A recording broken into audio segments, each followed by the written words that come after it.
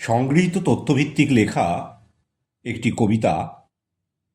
কবিতার শিরোনাম প্রাণপুরুষ স্বামী বিবেকানন্দ। তুমি এসেছিলে মা ভুবনেশ্বরী দেবীর কোল আলো করে উত্তর কলকাতার সিমলা পল্লীতে।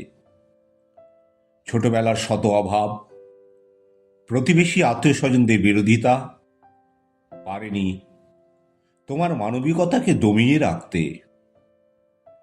আশ্রয় নিয়েছিলে শ্রী শ্রী ঠাকুর রামকৃষ্ণ পরমহংসদেবের চরণে।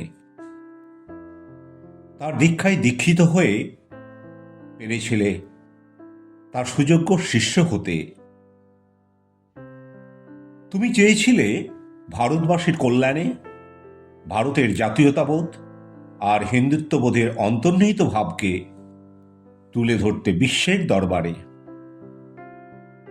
বহুদিন অনাহার আর শীতের সঙ্গে করেছিলে যুদ্ধ, সহ্য করেছিলে শ্বেতাঙ্গদের অপমান আর উপহাস।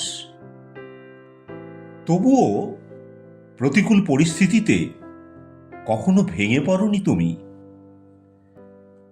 ইংরেজি ছাড়া বিভিন্ন দেশি বিদেশি ভাষায় তোমার পারদর্শিতা আর পাণ্ডিত্য মুগ্ধ করেছিল হার্ভার্ড ইউনিভার্সিটির অধ্যাপক জন হেনরি রাইটকে। তার লিখিত পত্র নিয়ে পাড়ি দিয়েছিলে আমেরিকার শিকাগো শহরে বিশ্ব ধর্ম মহাসভায় যোগদান করতে।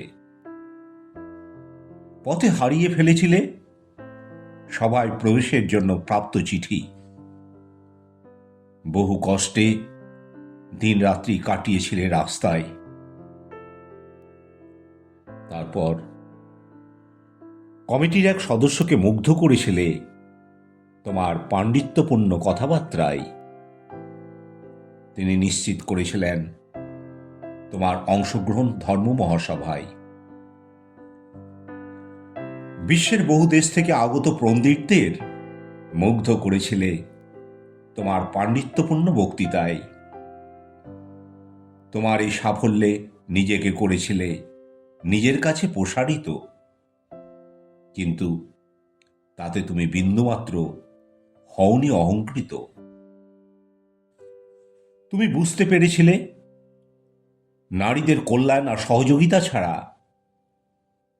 গঠন করা সম্ভব নয় আদর্শ জাতি। তাই তুমি বেছে নিয়েছিলে নারী জাগরণের বহু পথ।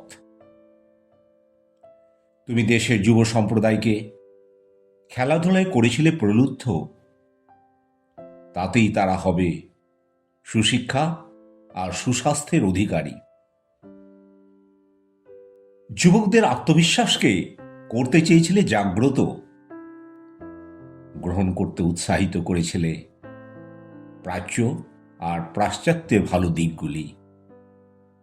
কেননা এই দুইয়ের সম্মিলনেই গড়ে উঠবে এক উন্নত জাতি আর সভ্যতা।